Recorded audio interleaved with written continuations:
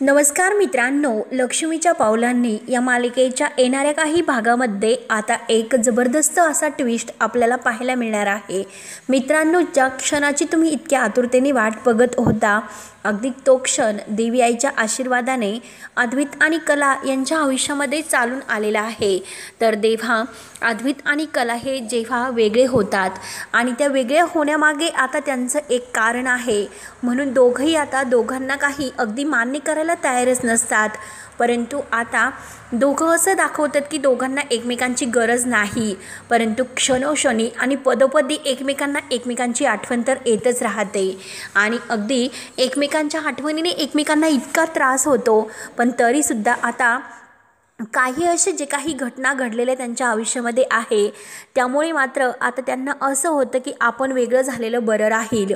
म्हणून आता अद्वैत आणि कला या दोघांना संगीता आबासुद्धा एकत्र आणण्यासाठी भन्नाट असे प्लॅन करत असतात। पण त्यात भर म्हणजे मित्रांनो, आपले सायली आणि अर्जुन हे सुद्धा देवी आईच्या कृपेने आपल्या अद्वैत आणि कला या दोघांना एकत्र आणण्यासाठी प्लॅन करतात, प्रयत्न करतात।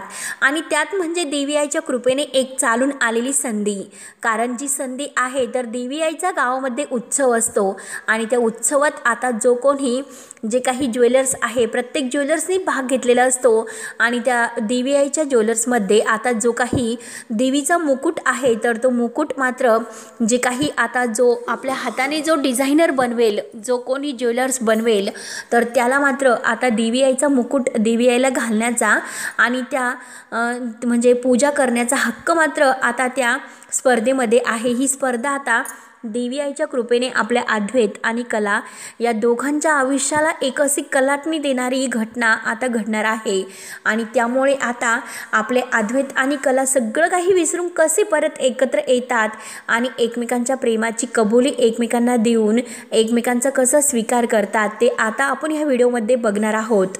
त्यासाठी मित्रांनो, व्हिडिओ शेवटपर्यंत नक्की बघत राहा आणि जर तुम्ही आपल्या चॅनलवर नवीन असाल तर लगेच सबस्क्राईब करण्यासाठी विसरू नका, जेणेकरून तुम्हाला लक्ष्मीचे पावलांचे अपडेट्स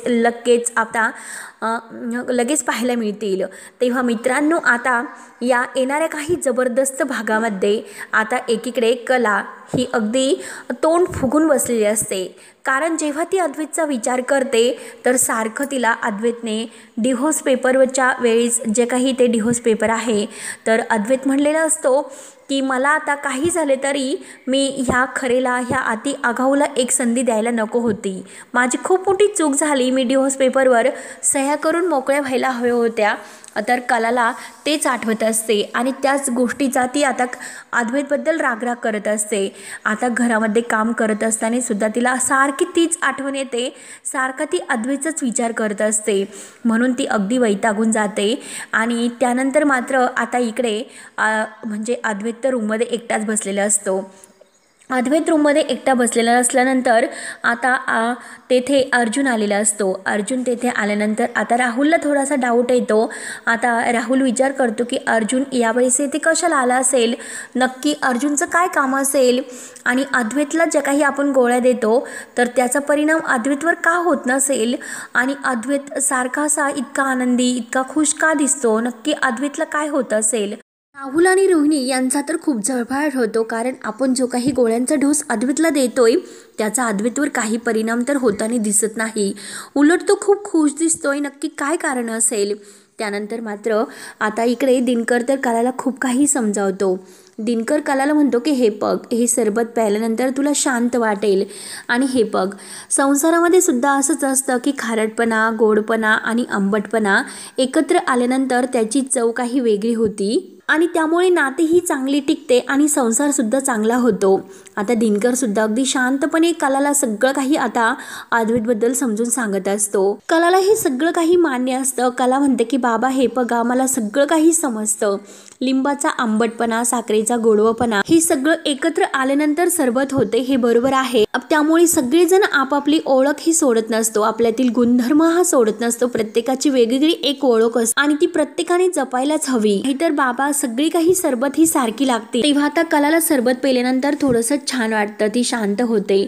त्यानंतर आता कलाही समोर टेबलवर जे काही आता तिला ते DVIच्या उत्साहाबद्दल जे काही ते पोस्टर आहे तर ते पोस्टर तिच्या हातामध्ये वाचायला घेते आणि तेव्हा आता DVIच्या मंदिरात एक असा उत्सव सुरू होतोय आणि त्यात म्हणजे आणि जो कोणी स्पर्धक आहे तर सर्व उत्कृष्ट जसा हार तयार करेल तर त्याला 1 लाखाचं बक्षीस आहे।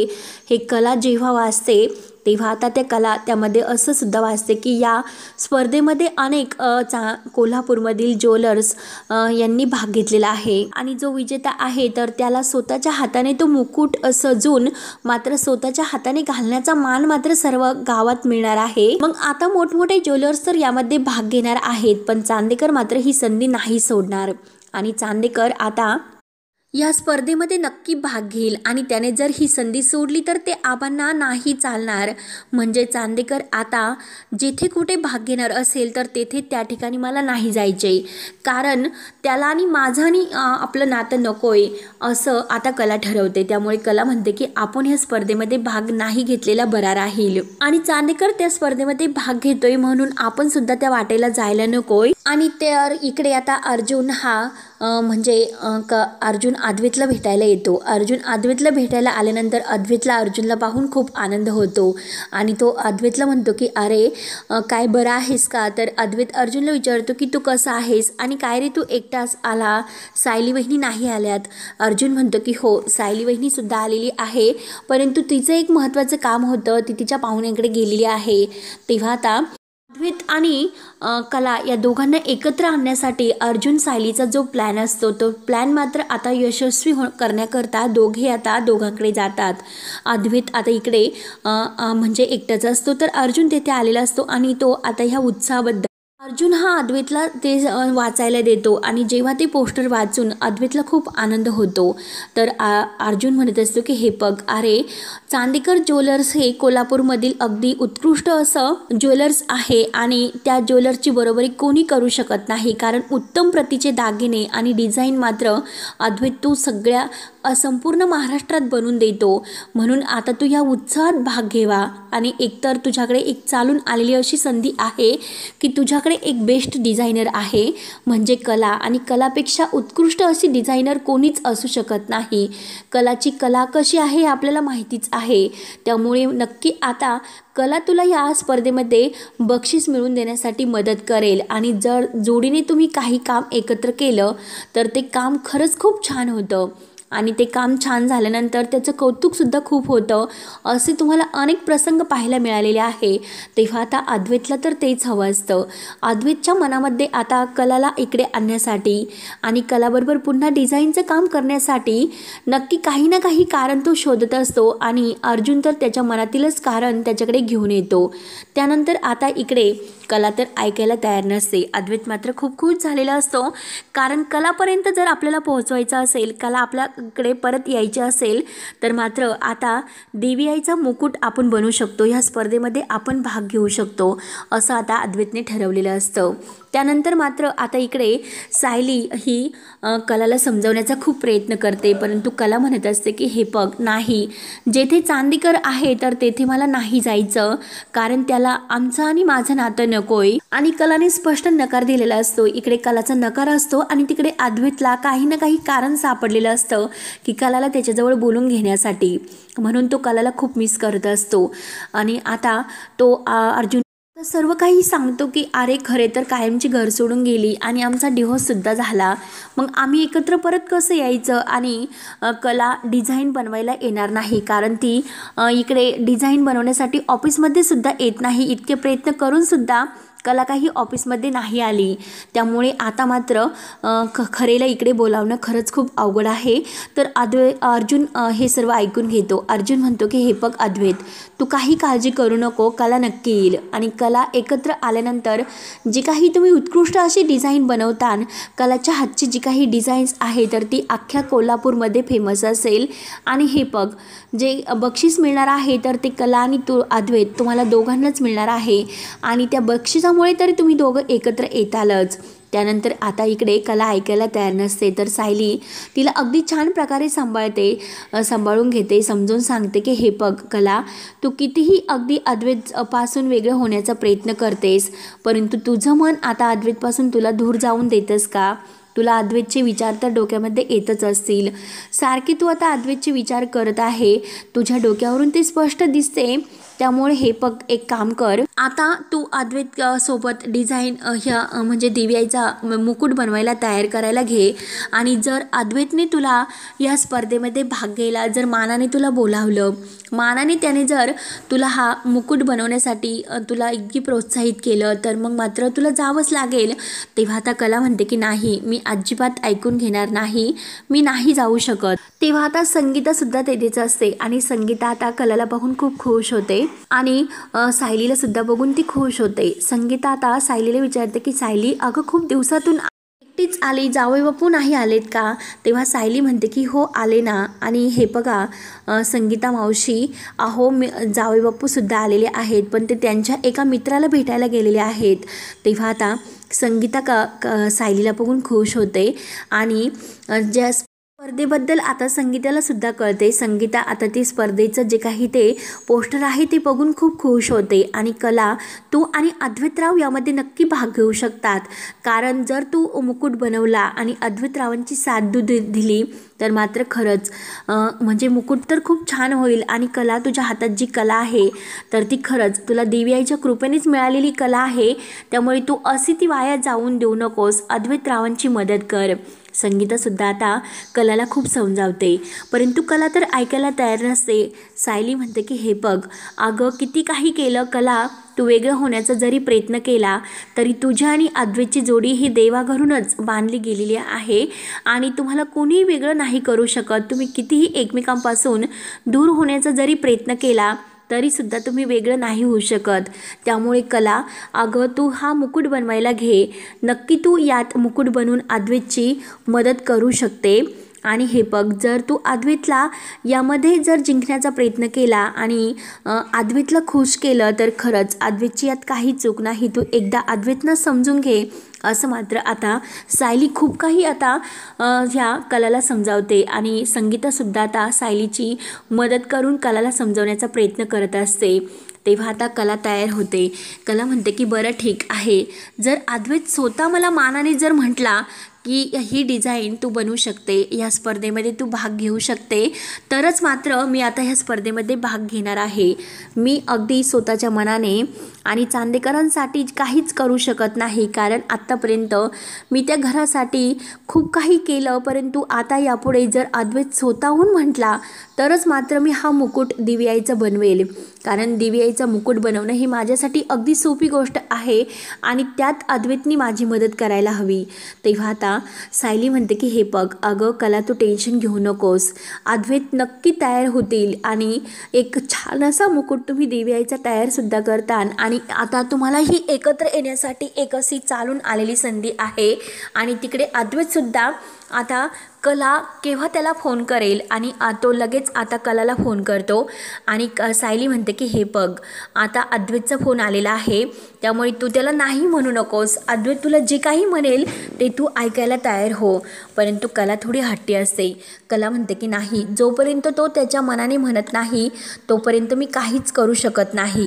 कलाने ठाम निर्णय घेतलेला असता की जोपर्यंत अद्वैत तिला आता स्वतःहून फोन करून बोलवणार नाही, तेव्हा आता अद्वैत स्वतः चांदेकरांच्या घरी येतो. सायली आणि अर्जुनसुद्धा आता त्यांच्यासोबत आलेले असतात. तर आता ते दोघांना खूप काही समजवतात. आणि आता संगीतासुद्धा म्हणते की हो, आबाजींनासुद्धा खूप छान वाटेल जर या दोघांनी एकत्र येऊन जर काही कोणती गोष्ट केली तर ती गोष्ट मात्र खूप छान होते. आता हे दोघांनाही कळायला हवे आणि आता यांना किती भारी अशी संधी चालून आलेली आहे, यांचं नातंसुद्धा एकत्र आणण्याची आणि काहीतरी असं करण्याची संधी यांना मिळालेली आहे. त्यामुळे मात्र आता कला आणि अद्वैत लगेच तयार होतात. कला आणि अद्वैत आता असं एकमेकांकडे बघतात, तर कला आता त्याला अगदी हो असं म्हणते, तर अद्वैत तिच्याकडे बघतो आणि तो सुद्धा तिला अति आगाऊ असे म्हणतो. तेव्हा आता देवीआईचा मुकुट बनवण्याची आता ही स्पर्धा जवळच आलेली असते. तेव्हा अद्वैत कलाला म्हणतो की हे बघ कला, लवकरात लवकर तू बेस्ट अशी डिझाईन मुकुटाची तयार कर आणि आपल्याला लवकरात लवकर हा जो काही बक्षिसाचा कार्यक्रम आहे, तर हे उत्सव सोहळ्याचं बक्षीस आहे, तर ते आपल्याला जिंकायचं आहे. काही झाले तरी चांदेकरांच्या कोल्हापूरमधील आता ही मानाचं जे बक्षीस आहे तर ते आपणच जिंकलं पाहिजे आणि कला तुझ्यापेक्षा जास्त अशी खास डिझायनर कोणतीच नाही, तूच हे अगदीच सर्व काही अगदी उत्तमरित्या बनवू शकते. तेव्हा आता कला म्हणते की अरे जेव्हा तू मूर्ती बनवायला आला होता तेव्हासुद्धा अगदी मानाने तू काही म्हटला नव्हता, अगोदर माझ्याशी भांडण केले आणि मग नंतर माझ्याकडून ती मूर्ती बनवून घेतली आणि आजसुद्धा तेच करतोय. आणि हे बघ आता ही जे काही दिव्याचा मुकुट बनवण्याची स्पर्धा आहे तर त्या स्पर्धेचं बक्षीस आता मी घेईन, तू मध्ये मध्ये करायचं नाही, कारण हे जे काही पूर्ण आहे तर ते मी करते. अद्वैत म्हणतो की मी सुद्धा त्यात तुझी मदत करतोय, तू जरी डिझाईन बनवली असेल तर त्यावर जे काही घडणाळ करायचं आहे तर ते मला करावं लागेल आणि हे बघ कर, पण जे काही करशील ना ते तू चांगलंच करशील, मला माहिती आहे, मला पूर्ण विश्वास आहे की तू जे काही करते ते अगदी योग्य करते. तेव्हा आता कला मनापासून आता मुकुटाची जी डिझाईन्स आहे तर ती बनवायला घेते आणि अद्वैत आणि कलाला त्यासाठी एकत्र यावं लागतं. अद्वैतसुद्धा आता खऱ्यांच्या घरी आलेला असतो आणि तो सुद्धा आता कलाची खूप मदत करत असतो. असं करता करता आता दोघे अगदी एकत्र रात्रभर बसून ती डिझाईन पूर्ण करण्याचा प्रयत्न करत असतात आणि कलाला डिझाईन करत आहे तर अद्वैत तिची इतकी काळजी घेत असतो, तिला काय हवं काय नको, तिला पाणी वगैरे जेवण सगळं काही तिची तो काळजी घेत असतो. तेव्हा कलाला खूप छान वाटत असतं. कला अगदी जोमाने आता डिझाईन्स बनवायला घेत असते आणि आता अगदी उत्तमरित्या ते डिझाईन्स बनवते आणि आता जो काही दिवस असतो तो त्या दिव्याच्या त्या उत्सवाचा तो दिवस असतो. आता सगळ्यात भारी मस्त कलाची जी काही डिझाईन्स आहे मुकुटाची ती तर तयार झालेली असते आणि अद्वैतसुद्धा आता खुश असतो. अद्वैत म्हणत असतो की आता मात्र जे बक्षीस आहे तर ते बक्षीस मलाच मिळणार, चांदेकरलाच मिळणार आणि यात आपल्याला खरेची खरंच खूप मदत झाली. खरे जर नसेल तर काही होणार नाही हे अद्वैतला आता कळून चुकतं आणि तो कलाला म्हणतो की खरंच कला तू एक उत्तम डिझायनर आहे, परंतु खरंच तुझ्या म्हणजे ज्या स्वभावात सुद्धा जे गुण आहेत, कारण तू जर ऐकलं नसतं आणि तू जर इकडे यायला तयार झाली नसती तर मात्र ही डिझाईन्स तर बनलीच नसती आणि तू खरंच भाग घेऊन मला खरंच खूप मोठी मदत केली. खरंच मी तुझा खरंच खूप आभारी आहे. म्हणून तो कलाचे खूप असा कौतुक करत असतो. त्यानंतर आता स्पर्धेचे जे काही आहे तर सर्व गावातील मंडळी सर्व काही अगदी तेथे तो निकाल ऐकण्यासाठी सर्वांची गर्दी झालेली असते आणि मुकुट आता दिव्याचा डोक्यामध्ये कुणाचा छान दिसेल आणि कुणाला ते आता 1 लाखाचं बक्षीस मिळेल म्हणून सर्वजण अगदी आतुरतेने वाट बघत असतात. आबा सगळेजण आता तेथे हजर असतात आणि आता मात्र वेळ येते ती अद्वैत आणि कला या दोघांनी जो मुकुट बनवलेला आहे तर तो मुकुट बघून आता खरंच सर्वांना खूप असा आनंद होतो आणि आता सर्वजण आता कौतुक करत असतात की हा मुकुट असा बनवला कोणी, इतका छान आणि सुंदर जो मुकुट बनवलेला आहे तर तो मुकुट बनवणारी व्यक्ती आहे तरी कोण.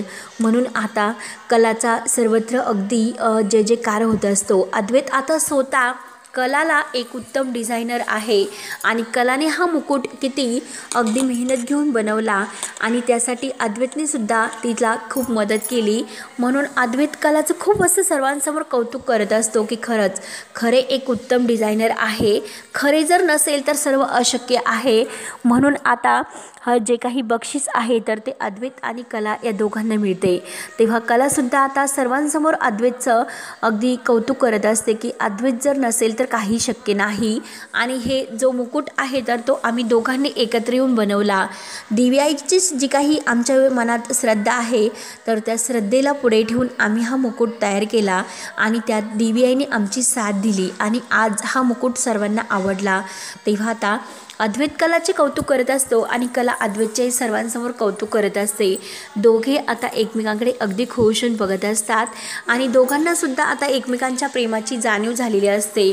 आता आपण एकमेकांशिवाय काहीच करू शकत नाही हे दोघांच्याही डोळ्यात आलेले असते, कारण जो ॲटिट्यूडपणा आहे तर तो ॲटिट्यूडपणा मात्र त्यांनी अगोदर दाखवलेला असतो. दोघंही आता वेगवेगळी डिझाईन अगोदर करण्याचा प्रयत्न करतात, परंतु परफेक्ट अशी डिझाईन पूर्ण होत नसते अद्वैतच्या मनासारखी. म्हणून आता कलाने जी डिझाईन्स बनवली ती डिझाईन्स अद्वैतला खूप आवडलेली असते आणि शेवटी आता अद्वैत आणि कला या दोघांना त्या बक्षिसाचे जे काही आता पारितोषिक 16 आहे तर 1 लाख रुपयाचं बक्षीस तर मिळतंच, परंतु आता जोडीने मात्र आता या दोघांना देवी आईची पूजा करण्याचा, आरती करण्याचा मानसुद्धा मिळतो. परंतु कला आता जेव्हा गुरुजी त्यांना पूजा करायला पुढे बोलावतात तर कला म्हणते, आता आपण असं कसं करू शकतो, आपण तर नात्याने वेगळे झालेले आहोत, मग आपण एकत्र आरती नाही करू शकत.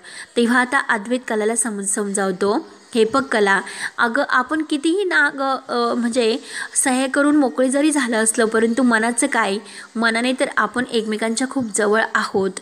त्यामुळे हे बघ, तू आता जे काही निर्णय घेतलेला आहे तो निर्णय मागे घे आणि आता परत आपल्या चांदेकरांच्या घरामध्ये मानाने ये.